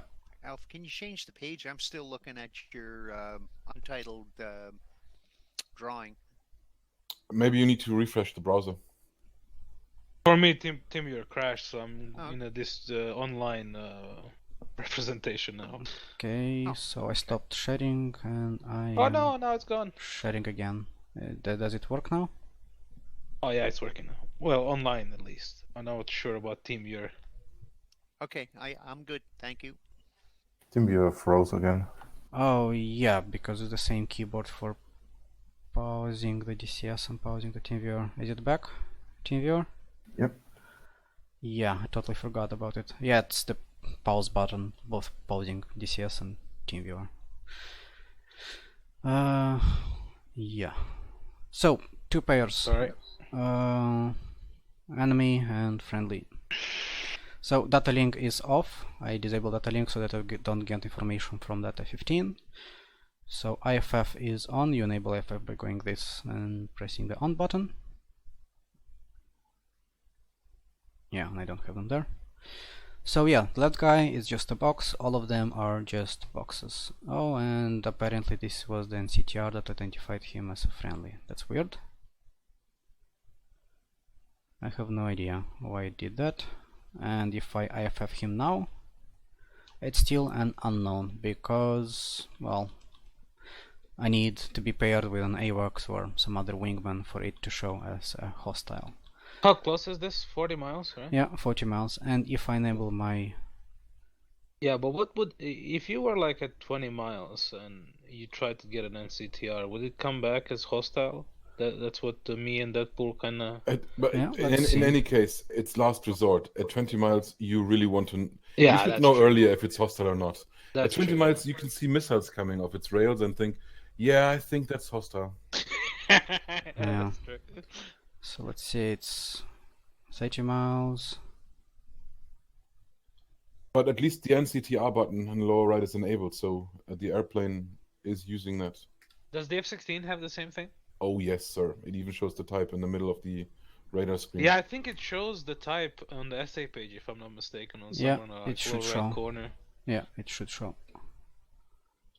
Come on, somebody get close. Yeah, but we don't need don't know the aspect, so I guess that one hot. I try sensor depressing now. Okay, yeah, Oh yeah, it works. it works. And Yeah, but you know, this this doesn't is work. obviously the last resort. Oh, yeah, alright. I guess it's within 20 miles. It doesn't work for this guy. Yeah, probably because he's facing the wrong direction. Yeah, the aspect needs to be just right. Mm-hmm. Well, okay. Alright. Curious. Yeah, okay, let's restart. Now we'll go through the same but with an AWACS.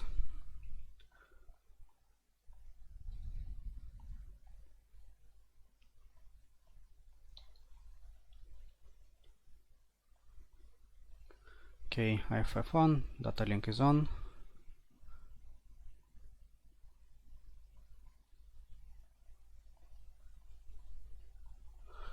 Alright, AWACS on, enemy is on, friendly is on, so AWACS and the same picture. I will move my elevation of the radar to the bottom, and we can see that we only have, well, the friendlies, it's a full circle because, well, the down one because the AWACS is in, and the upper half because they are, well, they're also transmitting data link to us. So they are in our data link network. That's why it's a full circle. We can see that they are transmitting by the dot on the left. But the enemies, it's just the lower half because it's just what the AWACS sees. We don't see them. And AWACS identify them as hostiles. Now if I bring my altitude up. Those little green dots mean they're donors, if I'm not mistaken, right? Yeah, they're donors. And now we see that the bottom half is a diamond identified by AWACS, but the top one is a square because we did not IFF yet. So I'll hover on this guy, press IFF, identified it as a foe as well. So yeah, it's a full diamond and it's colored. And that one turns out to be a friendly. That's basically about it. And whenever you are in close quarters and somebody just flies next to you, you log them up with a burst sight. It's kinda hard to identify somebody based on an STT because in STT it's always green, and in STT if there is no AWACS coverage it will not turn to a diamond, if it will just remain unknown and be a square. And I think for the friendlies it also will be a square. I'm not sure, but really, when you're locking somebody, it depends on the position in the heads-up display, right? I don't know. Also, I think it indicates that it's an enemy by that hat. I might be wrong about it. No, it's whether it's a square or it's the 45-degree rotated square. And a square is the differentiation, as far as I understand, and it should begin automatically IFFing if it's within the heads-up display limits. Mm-hmm. The little top angle on the head, on the HUD or whatever, means it's a confirmed hostile from the AWACS or donors. But if it's like a little circle or half a circle about the target, that means it's a friendly. So if you lock up a friendly and see it on the HUD, it will not actually be like that triangle thingy. Yeah. Or just look out by the, so ignore the color, it's always gonna be green, but you can look on the if you go look the at shape the HUD here. now, you can actually see it. It should. Well, it's a friendly.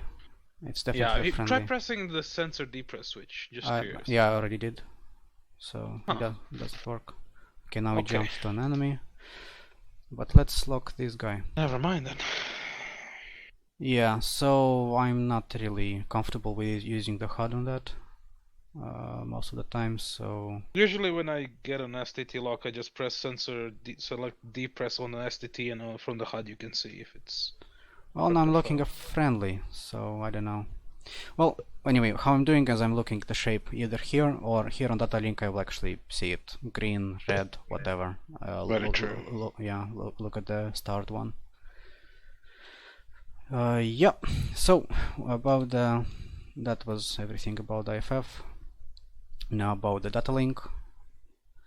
There are a couple of features that I didn't know myself until very recently. First of all, you can have the nails and spikes repeated here. So I've seen that most people, they like to have the EW on the left and the SA on the bottom, because they so the look middle alike. screen is also dark for you guys. I thought it was just my game being bugged. No. It's like it feels had no reflections or anything different. Never mind. So yeah, but the thing is, when you look at the nails, the returns here on the SA page, it can actually show you only the enemy nails. I don't know how it does that, but yeah, it filters out the friendly ones and leaves only the enemy. So I don't get the E2 on the SA page, only the 29s, and not even the 15. The other trick is you don't have to look at the target by always putting the cursor on top.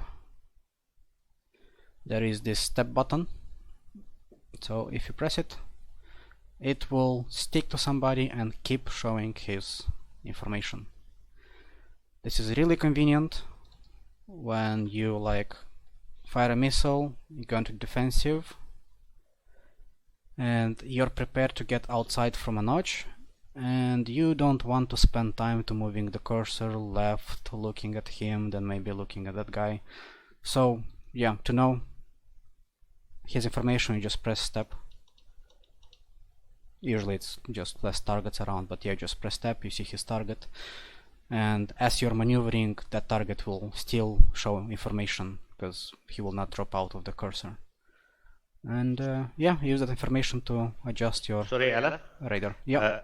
That step button, what button is that? Yeah, it's this button, step. Sorry, I just want to go back to the step one there. Okay. Yeah. I also have a question. Usually when you have a wingman in missions and stuff like that, I saw somewhere screenshots that you can assign or make the HAFU symbols on the SA page have number 1, number 2, number 3 in them. Yeah. How do you set that up? I think it's A, B, and C, and as far as I know, it depends on the mission editor. So if it's one group, like one group of units, it's gonna be A, B, C, and D. Oh, okay. So you cannot dynamically do it. Okay. No, you can so dynamically. Probably you can assign them as friendlies. So now I just assigned that guy as a friendly, and now we have this weird combination. AWACS says it's a hostile. We said it's a friendly. Oh, okay. Yeah. And interesting. I think somebody else will have their Datalink screwed, and if that's true, we can mess with people on publics by saying friendlies are enemies and the other way around. Especially good tip. if there's no AWACS around. Yeah, so yeah, that's the thing. Also, the step will, the first time you use it, it will stick to the guy that's closest to the TD. So now I press step. It's that guy. Oh, okay, didn't know that. Yeah, press step now, and yeah, it's still that guy. Oof. But if I hover, press step, yeah. So okay, so it either chooses the primary threat or the guy that I'm hovering about. Somebody's breathing really loudly. Would it be Discord? I don't know, but it was somebody. Yeah, that was all. I'm finished. Yay. What about bullseye on the radar and SA page? Do you know about that? Bullseye? No, I never use it. Okay. What do you want to know about it? You know how to activate it, or? Yeah, you got. There are like 3 different bullseye locations on the radar and SA page, and I just never seem to fucking remember if it's my position, their position, enemy position. Oh, I know what you're asking. So, like, what is the easiest way to remember what is your bullseye information, what is enemy bullseye information, and stuff like that? Yeah, we actually did training on that on our side.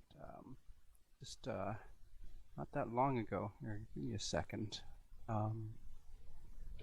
So, like, you're talking about the different coordinates on the attack radar, right? Yeah. You have one on the bottom left. Yeah. And, Yeah.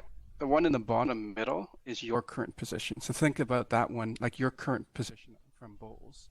So think of that middle. because that's at the bottom. That's you. You know, it's where your plane actually is. So that's your bowls position.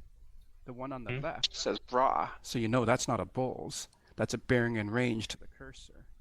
Bra 260. Huh. Okay. And there's one more, I think, top right or something. Elimination. The one in the top left is the bowls position of the TDC cursor. So that's how I kind of know it. Is like the easy one to remember is the bottom middle one is you, so that's your bowls.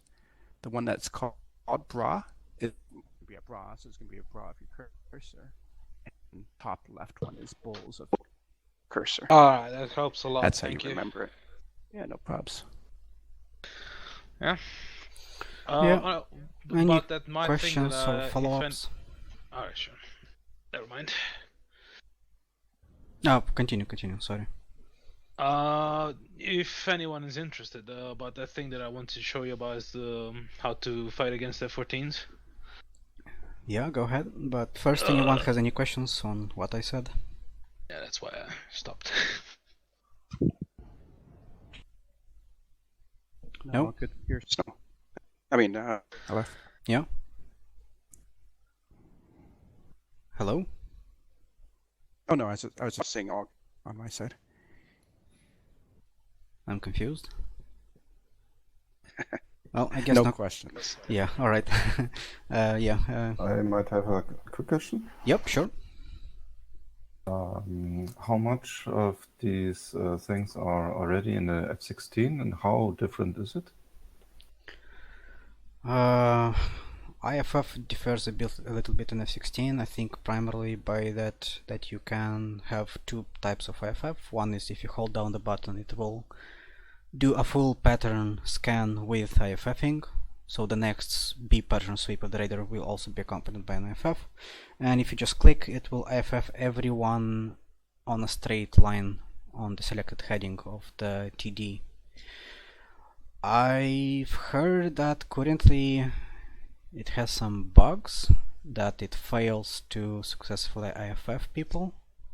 So you might have friendlies that show as hostiles and hostiles that show as friendlies.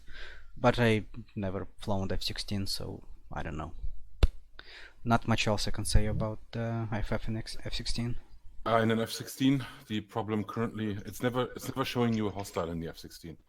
It will only show you a green return if it's friendly. That's for mode 4 at the moment. It will also show you usually if you had it in the game and selected modes 1, 2, whatnot. You would also get the transponder codes or whatever the person has selected. So it's not the military stuff then. But what's currently the problem with the red contacts being hostile, those are coming over the data link, and it's, as far as I understand it by now, and I'm glad to hear that, it's the Hornet's fault. As soon as there's a Hornet in the Link 16 network, become poisoned by hostile data contacts. And they will fix it next week. DM. Oh my god. Okay, good to know. Deadpool, how do I share this thing? Oh, there it goes. Holy crap. What the fuck?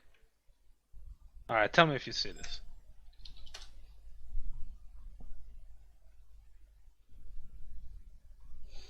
Should we drop from the first one? I guess you can. Yeah, alright, dropping.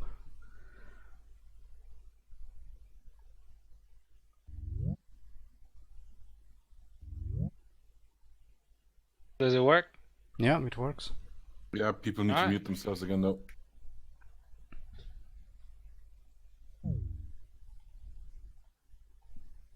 So there are two images here. Oh no. This one, I think. Nope.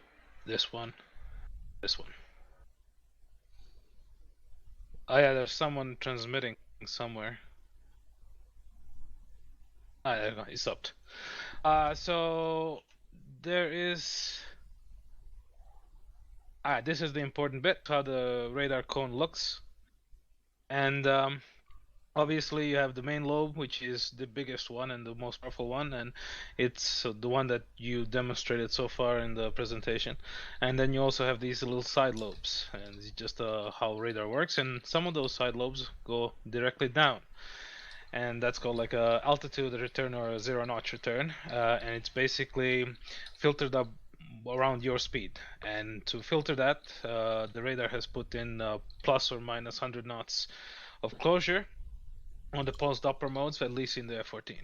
So now how it looks in this, at least, this is the power and this is the frequency. So if you have a target that's approaching really, really quickly, let me see if I can just take this into paint. So if you have a target that's approaching really quickly, he will be kind of here. If you have a target that's approaching a little slow or going away from you, he will be here, because this is your speed. And all the hot targets are up here on the top end of this frequency spectrum, and all the cold targets going away from you will have lower frequency. This is due to Doppler shift. When you hit a target and target gets bounced from the target, the radar wave is bounced to you with a higher frequency. That means that he's coming faster towards you, and if it's hit in the target and gets returned with the lower frequency, he's going away from you. That's also in astronomy it's called red shifting and blue shifting. Yes, exactly. Yeah. And as the case in the F-14, this is the main lobe clutter filter. That's centered from the main lobe, from this one, this huge thing. And when it hits the ground, you want to avoid all those unnecessary returns. And those unnecessary, or those kind of returns, are at certain frequency, and that's the frequency right here. And usually if you're going 400 knots and the target is also approaching you 400 knots, so if the target goes perpendicular to you, or whatever, into a notch, he will become invisible, so to speak. Now the thing with the F-14 is you can physically disable this switch, and since there's no side effects currently modeled in DCS, because in the F-14 you have that big ass TID screen, which is like this, and then you have your radar that's like this, and if you turn the main lobe clutter switch, nothing will happen. On the DDD you will see like the top display, you will see all the like black ground returns, everything, but everything will be fine.